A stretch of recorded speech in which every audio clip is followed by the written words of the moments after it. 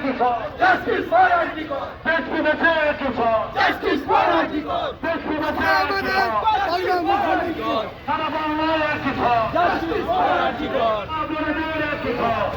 for Antigua!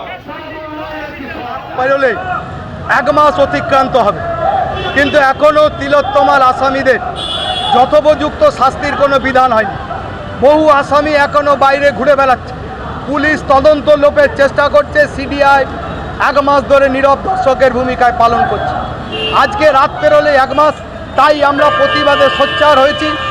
আমরা চাই অবিলম্বে কালকে সুপ্রিম কোর্টের যে রায় বেরোবার কথা আছে, সেখানে যে বিচার প্রক্রিয়া হবে, তাতে যেন অবিলম্বে দোষী ব্যক্তিদের চিহ্নিত করে তাদের শাস্তিদানের বিধান দেওয়া হয়, এবং তার সাথে সাথে যারা এই ঘটনার তথ্য প্রমাণ লোপের চেষ্টা করেছে তাদেরও যেন ধরে বিচারের ব্যবস্থা করা হয়। আমরা সেই আর্জি রাখবো, যেন আমাদের আর কোনো মা, কোনো বোন, কোনো স্ত্রীকে, কোনো মেয়েকে যেন আর এইভাবে নির্যাতন ধর্ষিত হতে না হয়, তার বিচার আমরা চাইছি।